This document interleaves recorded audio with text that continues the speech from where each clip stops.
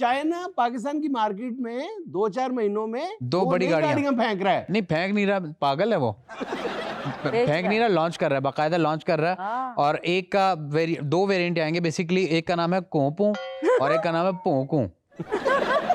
पाकिस्तान में normal delivery होना बंद क्यों हो गई है और सिजेरियन इतना ज्यादा क्यों हो रहा है? जो अच्छे डॉक्टर हैं वो बगैर वजह के तो नहीं करेंगे ना, कोई तो मेडिकल रीजन होगी तो करेंगे। अब कोई 2 नंबर इधर उधर कर ले तो बाकी लोग भी बदनाम हो जाते हैं। बहन लंगड़े प्रो ने कहा इसने मुझे छेड़ा, इसने मेरी बॉडी शेमिंग की है।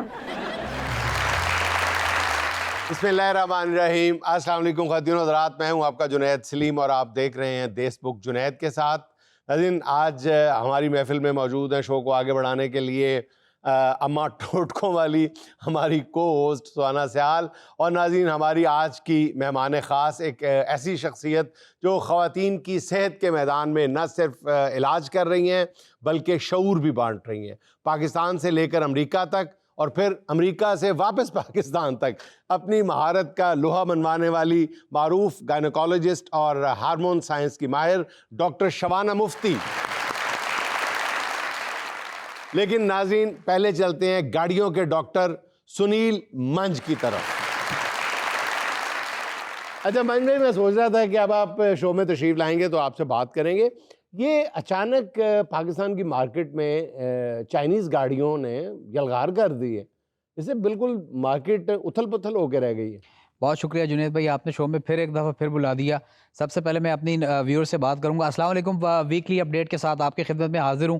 और लोग अक्सर क्यूरी करते हैं कि सुनील भाई ये बताएं पेट्रोल कब सस्ता होगा, गाड़ी कब सस्ती होगी, गाड़ी पे टैक्स कब ख़त्म होगा।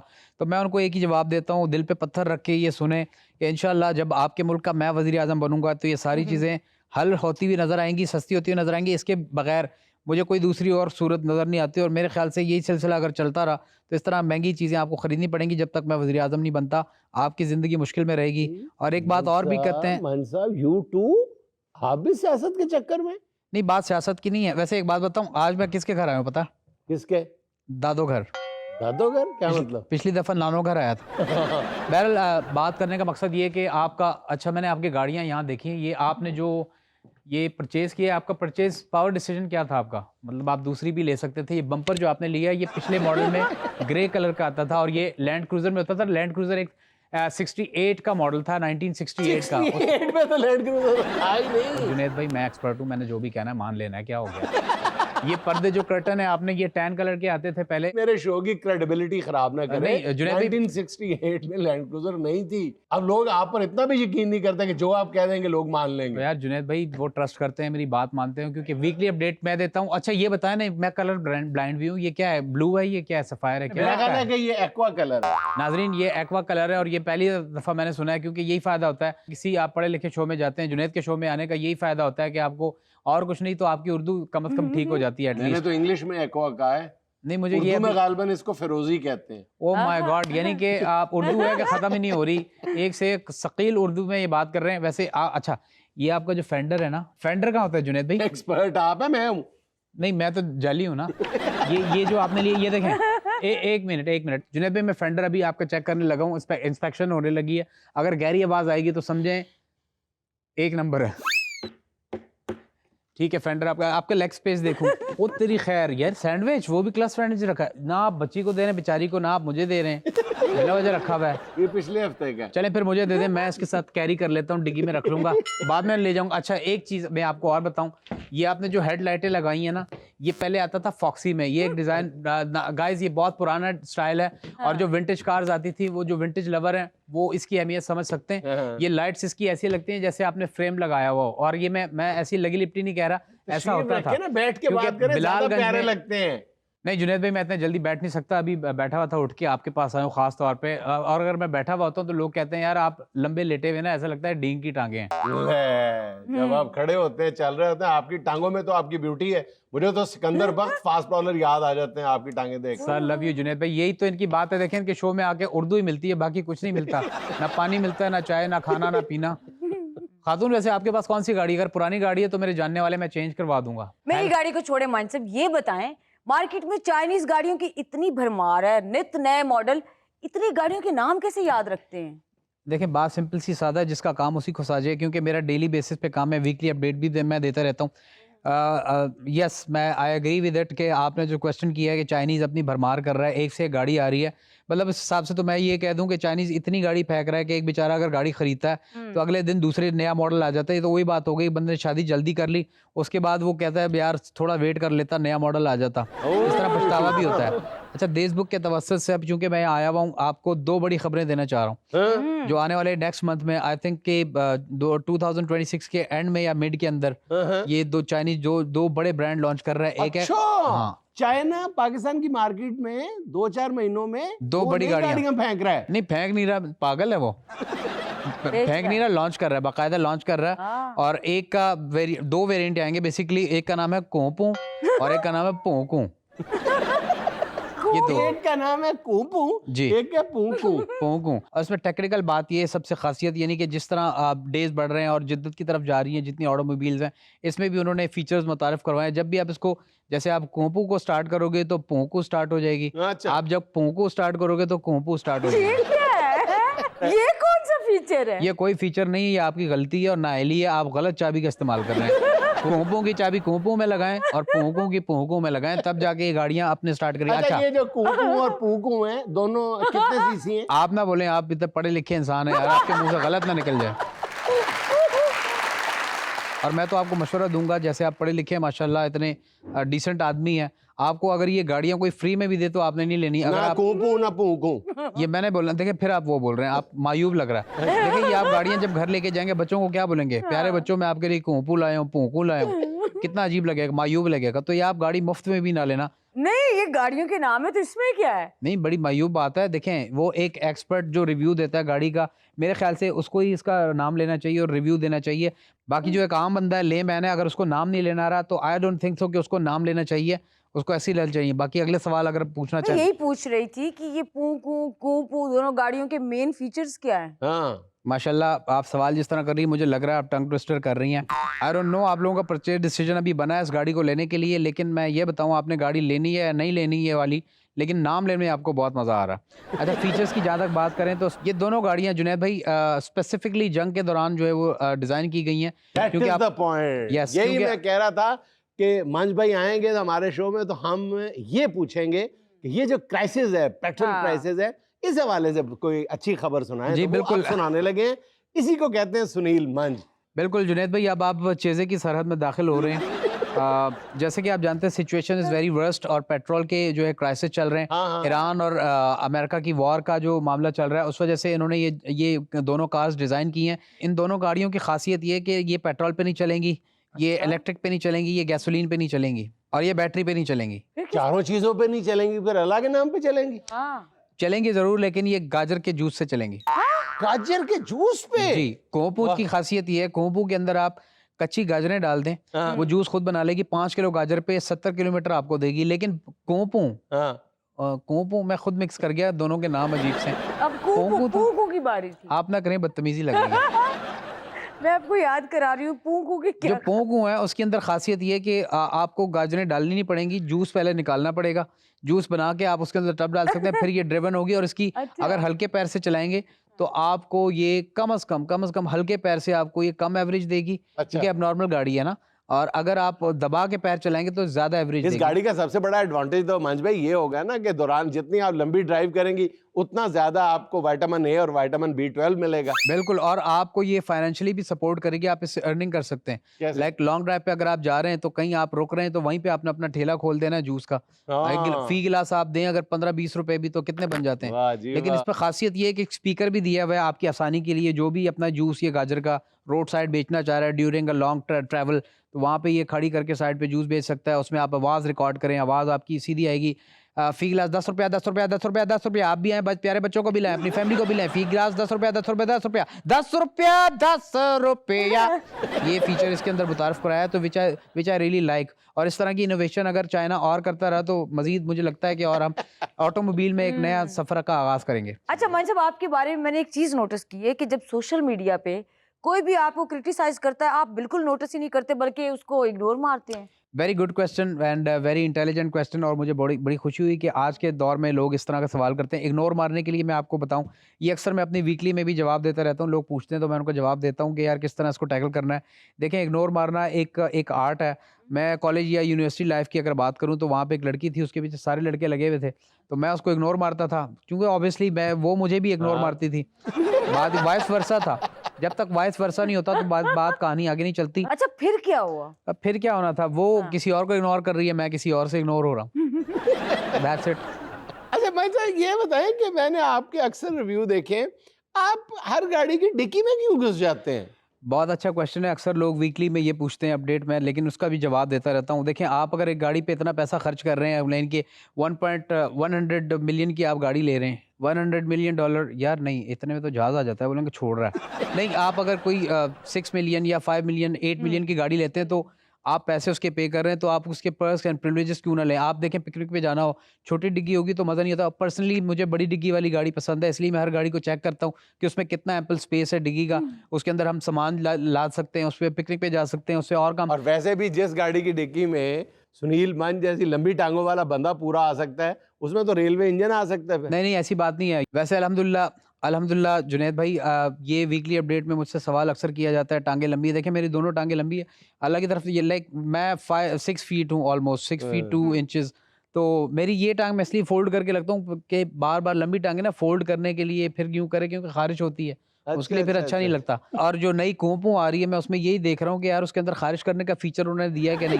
अगर वो दिया होगा तो मैं गाड़ी खरीद लूंगा, और मैं दोस्तों को भी कहूँगा, जितने भी देखने वाली पब्लिक है, जो एंथुजियस्ट हैं, कार लवर्स, अदरवाइज अगर वो फीचर खारिश वाला ना हो तो मैं उनको डोंट बाय इट। या फिर अपना मालशी आप साथ लेके जाएं, वरना बड़ा पछताएंगे। नाज़रीन, यहाँ मुझे लेनी एक छोटी सी कमर्शियल ब्रेक, हमारे साथ रहिए।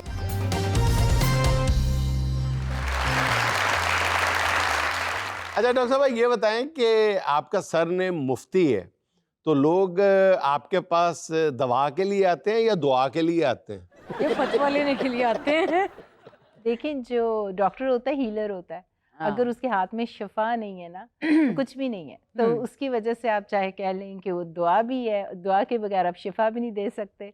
वैसे मुफ्ती जो है वो मेरा हस्बैंड का नेम है, इट्स नॉट तो इस वजह। अच्छा डॉक्टर साहब, आप मेरा ख्याल है साल के 6 महीने अमेरिका होती हैं और 6 महीने पाकिस्तान होती हैं। शायद अब पाकिस्तान में तो ज़्यादा ही होती है। अच्छा, पाकिस्तान में ज़्यादा होती हैं, और उसकी बुनियादी वजह जो है वो BHRT है। जी एब्सोल्युटली। अच्छा, ज़रा हमारे व्यूअर्स को बता दें, क्योंकि आप BHRT पाकिस्तान में मुतारफ़ करवाने वालों के जो नुमाया नाम है उनमें से एक है। देखिए, I am the Pioneer in BHRT। उसका मकसद क्या है कि जो पाकिस्तान में हार्मोन्स हैं वो सिंथेटिक हार्मोन्स हैं, और जो सिंथेटिक हार्मोन्स होते हैं वो जब औरत को दिए जाते हैं, जब उनको पेरीमेनोपॉज मेनोपॉज होता है, जब माहवारी इरेगुलर होती है 40 साल के बाद, 40 साल के बाद, तो उसमें जो सिम्टम्स आते हैं, आम तौर पे पाकिस्तान में गायनेकोलॉजिस्ट या किसी डॉक्टर के पास जाओ तो जी आपको नींद नहीं आ रही, हॉट फ्लैशेस आ रहे हैं, गर्मी लग रही है, जोड़ों में दर्द है, मूड स्विंग्स हो रहे हैं, बाल गिर रहे हैं, स्किन सैगी हो रही है, औरत बूढ़ी हो रही है, हर तरह की इमोशनल सेक्सुअल लाइफ उसकी ख़राब हो रही है।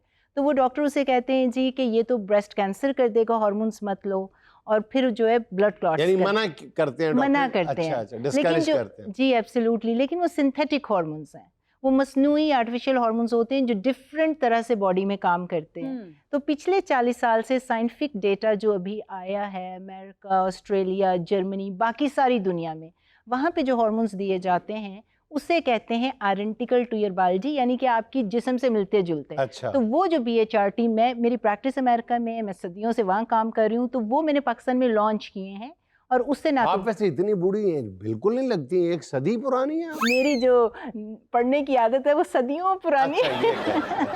जो मुझे वरना मीनोपाज में भी और जो प्रॉब्लम्स हैं वो तो हैं, नफ्सियाती भी हैं, जिस्मानी भी हैं, लेकिन सबसे बड़ी प्रॉब्लम यही है कि मरीजा को डॉक्टर को बताना पड़ता है कि वो 40-45 साल की हो। डॉक्टर और वकील से तो आपको छुपा ही नहीं सकते ना।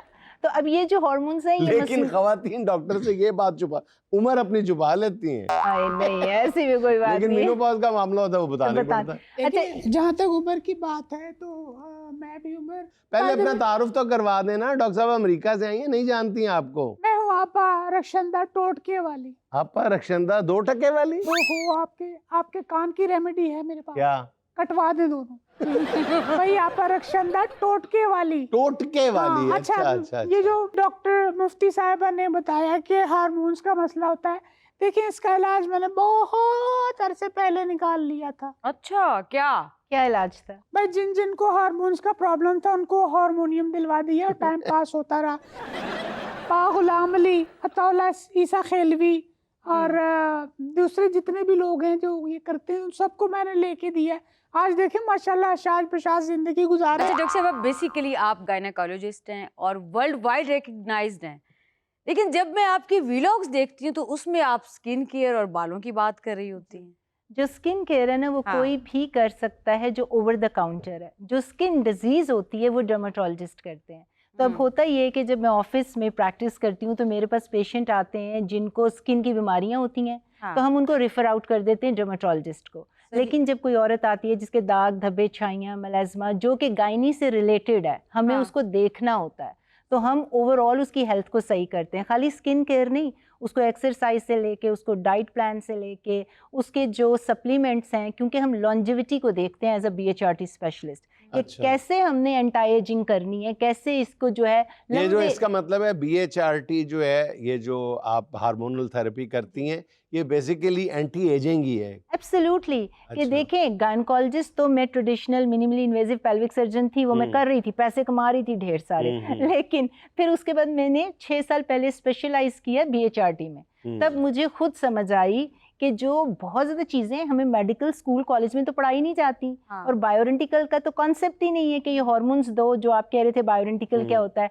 फिर मुझे समझ आई कि अगर अमेरिका में रहते हुए 25 साल से ज़्यादा प्रैक्टिस में मुझे नहीं पता as a practising physician in US से, और मेरी सारी वहाँ से जो मेरी फर्दर स्टडीज़ हैं वहाँ की हैं, तो पाकिस्तान का क्या हाल होगा। तो फिर मैं वहाँ से वो एजुकेशन और हार्मोन्स में पाकिस्तान लेकर आई। सही। वैसे अच्छा। माशाल्लाह से मैंने भी PHE भी किया हुआ है। अच्छा, हाँ। वो क्या है? Plug in hybrid electrical vehicle की मैकेनिक भी हूँ मैं। मैं ना खसूसियत ये, चलती गाड़ी पे डॉक्टर साहब मैं पंचर लगा लेती हूँ। आप खाती पीती क्या है जो लगा लेती हैं? देखिए खाना पीना तो मेरी डाइट बहुत बहुत ही कम है। थोड़ा सा क्योंकि बताएं। फाके रहते हैं ना, काम धंधा है नहीं। से आप स्किन केयर की बड़ी बात करती हैं, दाग धब्बों की, ये जरा मेरे माजी के दाग धब्बे तो धो दे जरा। 900 चूहे देखिए 900 चूहे खा के बिल्ली हज को चली, हज कर आए, साफ हो जाएंगे। मुझे लगता है इनको तो मेरे माजी का वाकई पता है जुनैद साहब। अच्छा डॉक्टर साहब, आप अपने तजर्बे की रोशनी में हमें ये बताएं कि हर गुजरते दिन के साथ खवातीन की जो हार्मोन्स की प्रॉब्लम है, ये ज्यादा बढ़ते नहीं जा रहा है? बहुत बढ़ती जा रही है क्योंकि हमारा लाइफस्टाइल ऐसा हो गया है। अच्छा। पहले हमारी न्यूट्रिशन अच्छी थी, ज्यादा हाँ। प्योर थी, एक्सरसाइज करते थे, लोग खुद काम करते थे, चीजें उठाते थे। हमारी माएँ दादियाँ कैसे जो है अपना घर का काम खुद करती थी। हाँ। अब जैसे जैसे आसाइशें आई हैं, आपने मुलाजिम रखे हैं, हेल्पर्स रखे हैं, बिल्कुल। आपका लाइफस्टाइल बदल गया। अब हाँ। लोग जब तक जिम नहीं जाते, एक्सरसाइज नहीं करते, पहले आप वॉक करते थे, बाइकिंग करते थे, एक्सरसाइज, पहाड़ों पे चढ़ना, इधर उधर। जैसे जैसे ज्यादा तरक्की हो रही है, लोग ज्यादा जवान भी रहना चाहते हैं, हाँ। ज्यादा सेहतमंद भी रहना चाहते हैं। औरतें देर से शादियां भी करती हैं, देर से बच्चे भी बनाती हैं। तो ये डबल एज सोर्ड हो गया कि एक तरफ तो आपको मसले ज्यादा आ रहे हैं, दूसरी तरफ आप ज्यादा देर तक सेहतमंद और जवान रहना चाहते हैं। तो इसकी वजह से अब जो नई साइंटिफिक डेटा आ रही है, हाँ। आपने बैलेंस बीच में ढूंढना है, सही। जहाँ पे आप स्ट्रेस कम करें, आप न्यूट्रिशन अच्छी करें, ग़िज़ाएं अच्छी करें। अच्छा डॉक्टर साहब, मैं आपसे एक सवाल पूछना चाहती हूँ, उससे पहले कि जुनैद साहब आपसे ये सवाल पूछें, क्योंकि जितने भी गायनेकोलॉजिस्ट हमारे शो में आते हैं ये ज़रूर पूछते हैं कि पाकिस्तान में नॉर्मल डिलीवरी होना बंद क्यों हो गई है और सिजेरियन इतना ज़्यादा क्यों हो रहा है? मुझे लगता है, वैसे मेरा पर्सनल एक्सपीरियंस नहीं पाकिस्तान में सी सेक्शन और उसका, लेकिन जो अच्छे डॉक्टर हैं वो बगैर वजह के तो नहीं करेंगे ना। सही। कोई तो मेडिकल रीजन होगी तो करेंगे। अब कोई 2 नंबर इधर उधर कर ले तो बाकी लोग भी बदनाम हो जाते हैं। They are very good doctors in Pakistan. लेकिन डॉक्टर साहब, ये देखने में इतना ये कॉम्प्लिकेटेड है, मुश्किल है फैसला करना आफ्टर इट हैपेंड, उसके बाद ये देखना कि ये सी सेक्शन ज़रूरी था या नहीं था। हार्ट की स्टंटिंग जो है वो पता चल जाती है, वो देख लेते हैं कि जनाब ये ECG रिपोर्ट है आपकी, ये फ़लाँ रिपोर्ट है, ये फ़लाँ, पता चल जाता है। ठीक है। बिल्कुल, जब हमारे वहाँ पे मॉनिटर्स लगे होते हैं बच्चे के ऊपर, माँ के ऊपर, थोड़ा सा भी हमने कोई स्टैंडर्ड ऑफ केयर से हटना है या सी सेक्शन करना है तो वो डॉक्यूमेंट कर रहे होते हैं। तो हमारा तो बिल्कुल भी ऐसा कोई चीज़ नहीं होती। फिर एंड में पूरे साल की रिपोर्ट आती है कि इस डॉक्टर का सी सेक्शन का रेट क्या है।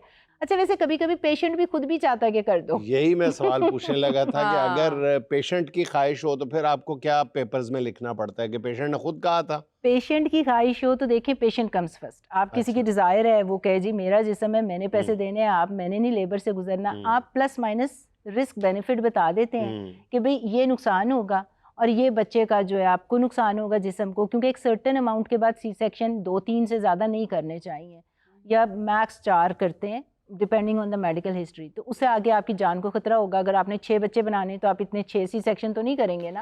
तो आप वो पेपर में सब डॉक्यूमेंट करते हैं। अच्छा डॉक्टर साहब, हमारे यहाँ पाकिस्तान में ख़वातीन अपनी सेहत के हवाले से कौन से मसाइल हैं जिनको वो नज़रअंदाज करती रहती है और बाद में वो बड़े मसाइल में कन्वर्ट हो जाते हैं? देखिए, सबसे बड़ा जो मेडिकल प्रॉब्लम है वो मैं बताती हूँ। ये जो बीवी है ना, ये शौहरों के पर्स में से पैसे चोरी करके जो शॉपिंगें करती हैं, ऊट पटांग चीजें खाती हैं, उससे नुकसान होता है जी। I agree with that 100%। और दूसरा मसला सबसे हाँ। बड़ा ये कि एक दुकान से 1400 सूट खुलवा के एक लेके जाती है हाँ। और अगले दिन वही सूट वापस कर देती है, कहती है कलर मैच नहीं हो रहा। जी डॉक्टर साहब, आप मैं बताएं। एग्री करती हूँ इनसे। ये स्ट्रेस का जो फैक्टर होता है हर ना, बात से एग्री कर रही हैं, हम दोनों मिलके पार्टनरशिप पे क्लिनिक ना खोलें। आप टोटकों का काम कीजिएगा, मैं तावीज़ों का और हार्मोन का। मुफ्ती तो आप पहले से ही हैं। जी, हमारा बिजनेस बड़ा चलेगा और आप टोटकों वाली सरकार। जी जी देखें, ख़वातीन का सबसे पहले तो स्ट्रेस फैक्टर बहुत होता है ना, और ख़ास तौर पे हमारे कल्चर में ये है कि अगर आप जॉइंट फैमिली में रहते हो, इन लॉज का मसला है, आपको फाइनेंशियल इश्यूज़ हैं, अच्छी ग़िज़ा नहीं है, बच्चे पाल रही हैं, अपना ख्याल नहीं रख रही, तो ये काफ़ी चीज़ें जो होती हैं घर के माहौल के ऊपर होती हैं। लेकिन आजकल बड़ी अवेयरनेस है। आजकल ख़वातीन जो है ना, जाके बड़ा पैसा गुजारती हैं। आपके घर जगह जगह स्किन केयर खुला हुआ है, लेज़र करें, फिलर करें, बोटॉक्स करें, बड़ा पैसा लगाती हैं उस पर। तो मैं यही समझाती हूँ उन ख़वातीन को कि अंदर की सेहत को पहले फिक्स कर लें, हाँ, बाहर की सेहत खुद ब खुद ठीक हो बिल्कुल जाएगी। ऐसा ही है। बाकी ये है कि हमारी खुराक ऐसी है कि उसके अंदर बहुत प्योरिटी नहीं है। आजकल पेस्टिसाइड होते हैं, केमिकल्स, बहुत टॉक्सिन्स, ज्यादा जंक फूड देखें आप, फिर सोते नहीं है टाइम पे, बच्चे बड़े, औरतें, बंदे सारे रील पे रील लगाई हुई है, सोशल मीडिया हाँ, पे सारी टाइम। रात जाग रहे हैं, सारा हाँ, दिन सो तो रहे फिर हैं। ये चीज़ें आपकी लाइफस्टाइल को तो मैटर करती हैं ना। जी, तो अब बारी है सुहाना के सवाल। 4 ऑप्शंस के साथ एक ऑप्शन आपने सेलेक्ट करनी है। सवाल ये है, अगर आपको इनमें से एक काम करने का इख्तियार मिले तो क्या करेंगी? ऑप्शन नंबर 1, शर्त लगाकर ऑपरेशन करने वालों को सजा। ऑप्शन नंबर 2, बिला वजह सी सेक्शन पर पाबंदी। ऑप्शन नंबर 3, 2 बच्चे खुशहाल घराना। ऑप्शन नंबर 4, लड़की पैदा होने पर मुंह बनाने वाली सासों का सॉफ्टवेयर अपडेट करना। जो चौथा है ना कि वो सॉफ्टवेयर अपडेट करना, वो तो बनता है। हाँ, और वो जो पहला था ना कि सी सेक्शन तेजी से करना है, कभी कभी डॉक्टर्स की ट्रेनिंग होती है कि बच्चे का हार्ट बीट नीचे जा रहा है, 3 मिनट में बच्चा बाहर निकालना है, ये उनकी ट्रेनिंग में होता है। ओके। तो वो सिचुएशनल है कि आप किस केस में कैसे ऑपरेशन कर रहे हैं। सही। हर चीज़ गलत नहीं होती। हाँ। वो डॉक्टर जो उसका एक्सपर्टीज है वो वहाँ पे ऑन द टेबल डिसीजन लेता है। डॉक्टर शुआना, मुझे ये बताइए कि मैं कब मरूंगी? अभी आपने कोई नहीं मरना, अभी ढेर सारे लोगों ने आप पे मरना है। 1 मिनट, मैं शर्मा लूं जरा। नाज़रीन, यहाँ मुझे लेना एक छोटा सा वक्फा। हमें यकीन है आप हमारे साथ रहेंगे।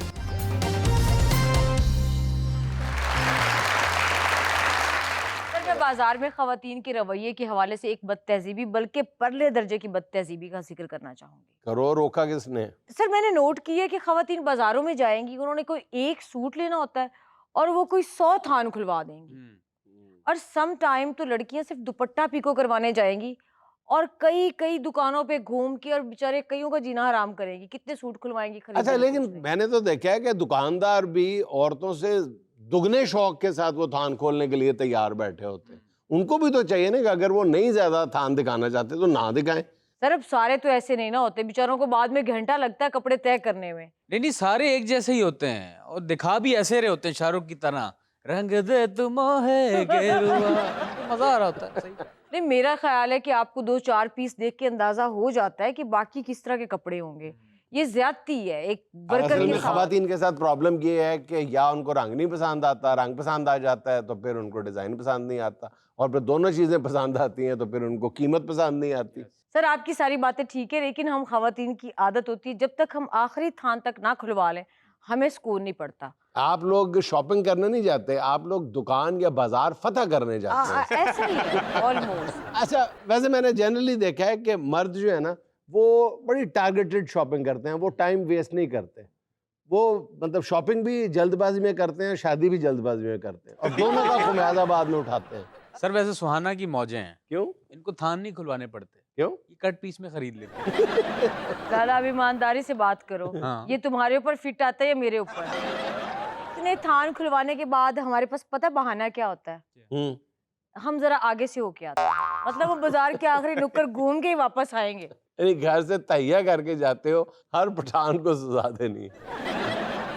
अच्छा जी, सुहाना ने जबरदस्ती अपनी तहजीब को बदतहजीबी बना दिया है, तो यहाँ मैं भी एक बदतहजीबी शामिल करना चाहता हूँ।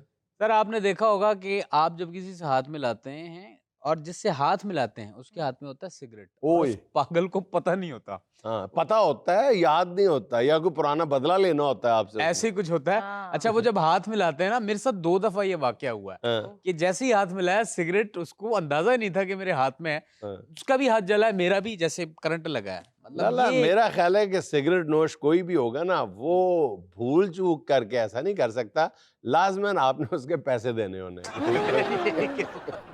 ये बस बदतहजीब। ज्यादा गुमान गालिब यही है कि कोई सिगरेट की खरीदारी के सिलसिले में कोई उधार किया होगा। नहीं नहीं जुनैद भाई, ये मेरे साथ 2 दफा हो चुका है। हाँ, वैसे ये बड़ी ज्यादती है कि अपनी सिगरेट की इतनी सी डुंडी नहीं फेंकनी, हाँ। अगले का हाथ जला देना। चले, आपने जबरदस्ती बदतहजीबियां चला दी हैं, तो एक बदतहजीबी मैं भी कर लेता हूँ। क्या? ये आधी रात को जब हम अपने घर जाते हैं, ख़ास तौर पे हम साफ़ी लोग जो हैं, वो तो उनका तो टाइम ही ये होता है, आधी रात को घर जाते हैं, तो हमने ये फ़र्ज़ समझ लिया है कि हमने हॉर्न दे के सिर्फ अपने घर वालों को नहीं उठाना, अपने पूरे मोहल्ले को जगाना है उसमें। हाँ बिल्कुल, ये है। भी ये बदतमीजी सोई हुई है। कौम को आधी रात को जगाना हम अपना फ़र्ज़ समझ लेते हैं, और ये नहीं सोचते कि उस वक्त वो दिल में कौन कौन सी गाली है जो हमें दबे लफ्ज़ों में या बाज़ दफ़ा बाहर आके भी दे देते हैं। और सर हॉर्न भी ऐसे बजाते हैं जैसे किसी का ज़मीर जगाने की कोशिश कर रहे हैं। लेकिन सर इसका हल भी तो कोई नहीं ना। नहीं, हाल इसका है, एक तो ये कि आप घर मोबाइल फ़ोन की सहूलत मौजूद है सारों के पास, जिसके पास गाड़ी है ज़ाहिर उसके पास मोबाइल भी होगा, तो मोबाइल से अपने घर वालों को पहले बता दे कि दरवाज़ा खोल दो, मैं आ गया हूँ। बहुत अच्छे। लेकिन सर देखिए, अगर घर वालों ने उजरत से काम लिया, 2 मिनट पहले गेट खोल दिया, आप बाद में डाकू पहले आ जाएंगे, आप फिर बाहर खड़े होके हॉर्न नहीं देंगे। अच्छा, मेरी बात सुनो, तुम मेरी तरफ हो या डाकुओं की तरफ हो? नहीं सर, मैं डाकुओं की तरफ। अच्छा सर, हॉर्न पे हाथ भी ऐसे रखते हैं कि बस जम गया है वहीं पे। हाँ हाँ, बिल्कुल एहसास नहीं होता है कि बाकी मोहल्ला सोया हुआ है। खबर बराए तबसरा, खबर बहुत ही इंटरेस्टिंग है।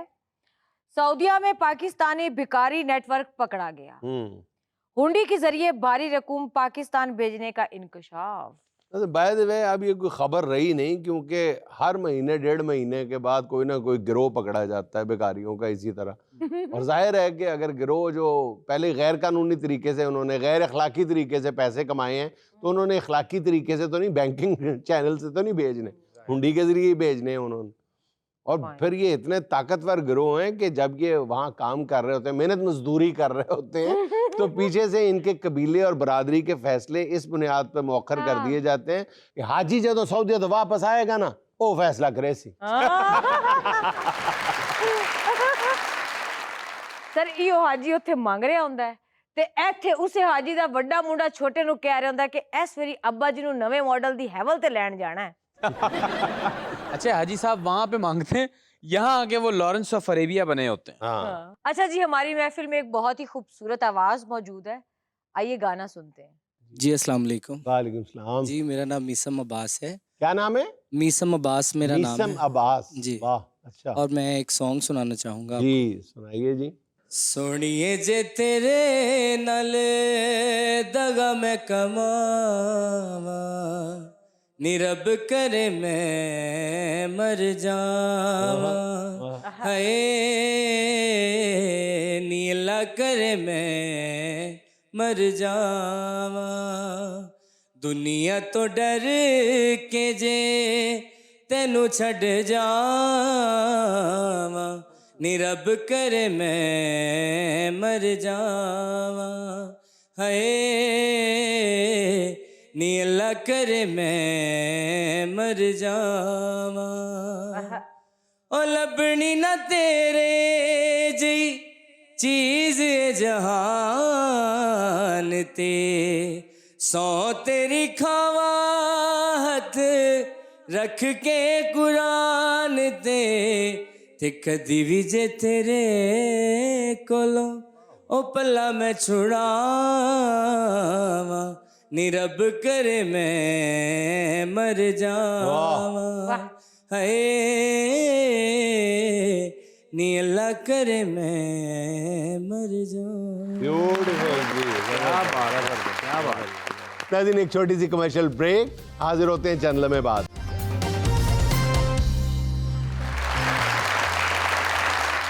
नाज़रीन, सियाने कहते हैं चादर देखकर पांव फैलाने चाहिए, और जो लोग सियानों के इस सुनहरी कॉल की नफी करते हैं उनका हाल अल्टीमेटली कुछ ऐसा होता है।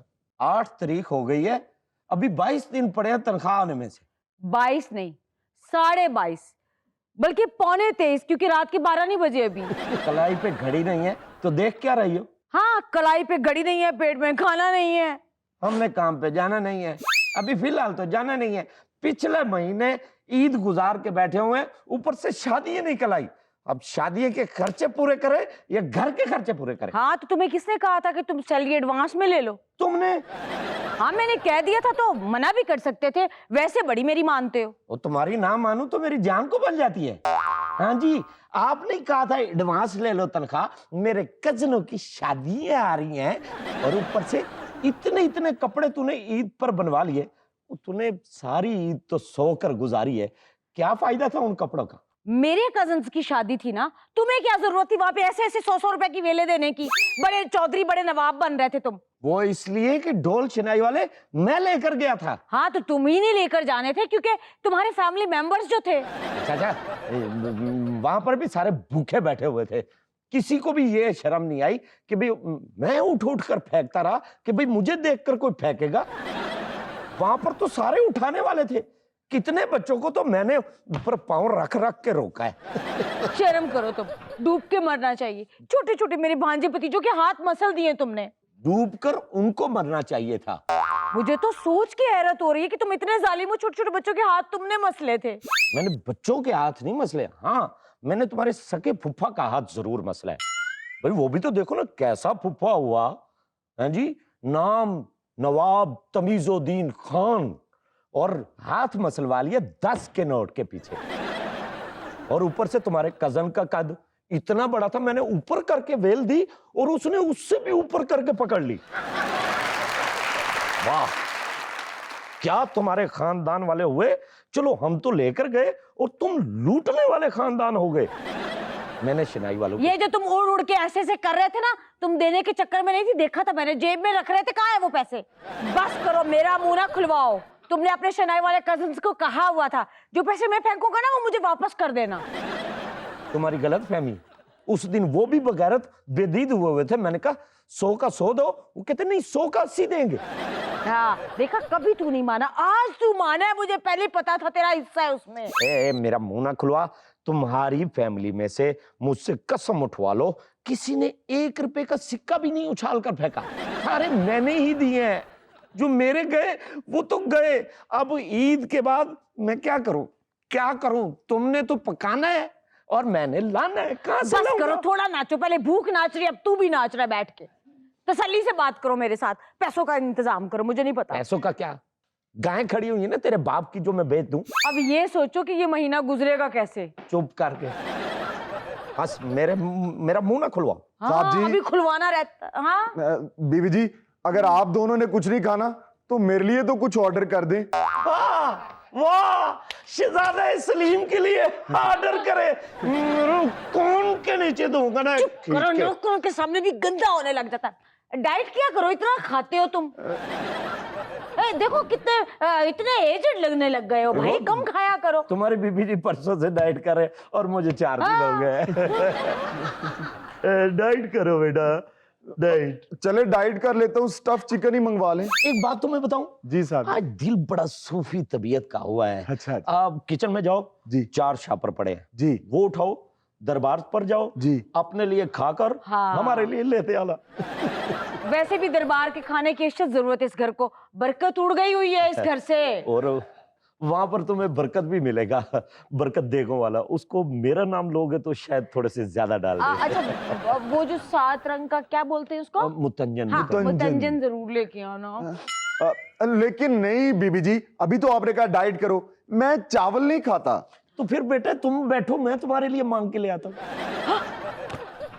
अब कैसी बात कर रहा हूँ? नौकर है कि तू हमारा मालिक है? चुप कर जा। ओ, तुमने ईद पर कोई छुट्टी नहीं की? हाँ जी साहब जी, नहीं की।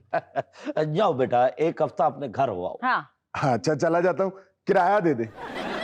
अभी भी किराया मांग रहे हो? अभी भी क्या मतलब बीबी जी? इतनी ईदियां इकट्ठी हुई हैं, हमारे आने वाले हर मेहमान ने इतने पैसे दिए हैं आपको। ओए हाँ, ओए वो तो मुझे याद ही नहीं है। इधर बैठो, बैठ इधर। ओए एक बात बता, ओए ईद के दिन में जो भी हमारे रिश्तेदार घर में आए, उन्होंने तुम्हें ईदियां दी हैं, कहाँ है वो? तुम कोई उनके लिए स्पेशल नहीं थे, हमारे दिए पैसों में से उन्होंने तुम्हें ईदियां दी हैं, निकालो। किन रिश्तेदारों की बात कर रही हैं बीबी जी कि उन्होंने मुझे ईदियां दी हैं, जिन्होंने वेले लूटते हुए अपने हाथों की उंगलियां शहीद करवा ली? करवा दिया ना, करवा दिया बेइज्जत। तुम्हारे खानदान ने पैसे, तुम्हारे फूफा जी की बात हो रही है, तुम्हारे फूफा जी की। तो ना रखते ना पाँव उनकी उंगलियों पे। उनको शर्म नहीं आई, वो ना उठाते। 10 के नोट की खातिर 3 उंगलियां जख्मी करवा ली। 3 रुपए 22 पैसे में उसको 1 उंगली पड़ी, और ढीठ होकर पैसे जेब में डाल के विक्ट्री का निशान यूं बना रहा। साहब जी, विक्ट्री का निशान ऐसे होता है। यही तो 3 जख्मी हुई थी, इसलिए उसने ऐसे बनाया। अच्छा अब ये बताओ कि ये महीना कैसे निकाल? मांग के। अच्छा तुम सदका ले लेते हो? जी जी बीबी जी, ले लेता हूँ। जाओ लोगों से लेके आओ। क्योंकि हमें लगता ही नहीं, शदीद लगता है। अच्छा कोशिश करना सदके में छोटा गोश्त ज्यादा हो। बीबी जी वो तो अब बड़ी ईद पे भी नहीं देते। यार कितना बड़ा तेरा मुंह है, या इसमें से कोई मशवरा निकाल, या इसको लेकर निकल जा। ले फिर साहब जी, ऐसा मशवरा दूंगा 1 हफ्ते का खाना चल जाएगा आपका। हाँ बताओ, बैठो ना। बीबी जी ओ कितनी लालची हो तुम। बल्कि तू उठ यहाँ से, आप इधर आके बैठो। जी बैठ बैठ। जी बीबी जी, वो मशवरा मेरा ये है कि आप लोग ऐसे करें, हाँ बोलो। अपने किसी करीबी रिश्तेदार के घर चले जाएं। अरे वाह, क्या आइडिया। अरे क्या मैं तुझे फजूल समझता था, लेकिन तू काम का बंदा निकला है। बेगम, मशवरा तो सही दिया है, क्या करना चाहिए? लेकिन जाएंगे कहाँ? आपके तो सारे रिश्तेदार सवा मरले के बेंगलोर में रहते हैं, और जो बाकी बचते हैं वो चुबारों में बैठते हैं। जानता हूँ तुम्हारे भी जो कनाल में रहते हैं। हाँ क्यों नहीं, मेरे भाई ने तो अभी लिया 10 मरले का घर, वो भी इतनी अच्छी सोसाइटी में। हाथ पे को, क्या? हाथ पे को। हाँ। उसी के घर चलते, आओ। निशा पोमी आगे, निशा पोमी अस्सलाम वालेकुम भाईजान। बाजी कैसी हैं आप? कैसे आप? ठीक हूँ, आने से पहले बता तो देती। हम सजे खबे हो जाते। कैसे बताते, मोबाइल में तो बैलेंस ही नहीं था। बीबी जी यही है वो 10 मरले वाले? हाँ भाई है मेरा। 9.5 मरले में तो अकेले भाईजान ही आते होंगे।